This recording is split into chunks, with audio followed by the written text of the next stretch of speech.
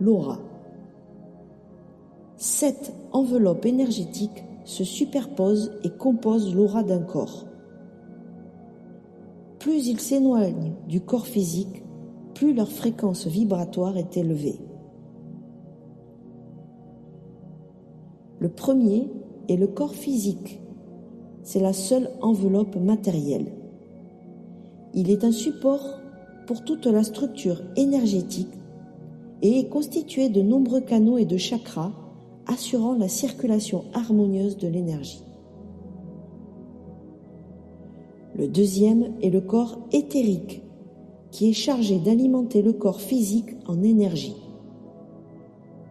Pouvant se visualiser sous forme d'un halo lumineux, son épaisseur donne des indications sur l'état de vitalité d'une personne.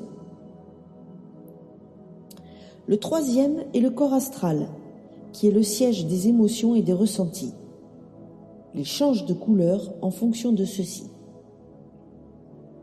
C'est ici que sont stockés les blocages, les dysfonctionnements et les charges émotionnelles.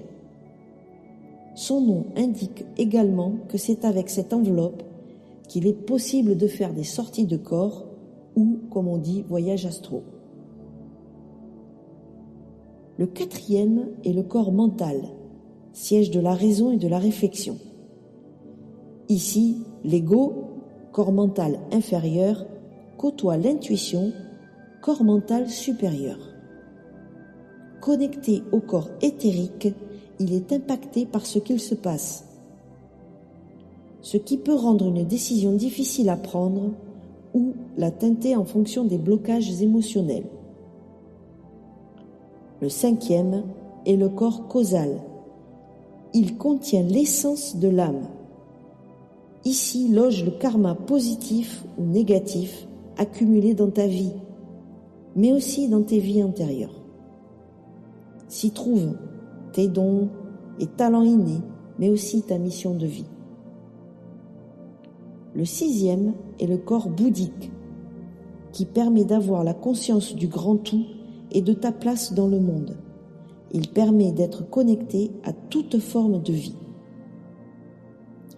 Le septième est le corps divin, qui te relie à ta spiritualité.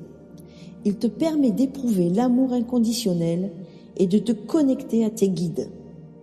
Il apporte un sentiment de plénitude et de réalisation. La colère est donc accumulée au niveau du corps astral, situé au milieu de ton aura, et elle a un impact sur ton corps énergétique tout entier. Elle teinte tes décisions, t'empêche de pardonner, de tourner la page et entretient le cercle vicieux évoqué lors du premier principe. Tu vois désormais que les pensées négatives naissent et demeurent dans le corps mental. Imagine l'état de ton aura lors d'une crise de pessimisme agrémentée de stress ou de colère. Un beau paquet de nœuds. Tu as le pouvoir de dépolluer ton aura des énergies indésirables qui y sont stockées.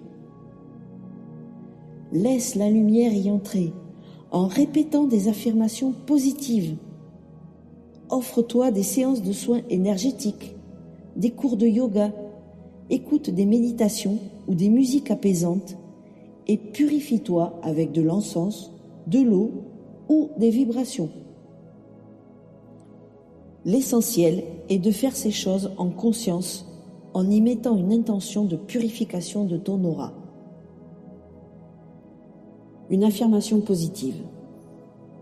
Je purifie mon aura de toutes les énergies limitantes, bloquantes et infertiles qui s'y trouvent. J'accueille en retour des énergies lumineuses chargées d'amour, de bienveillance et d'optimisme.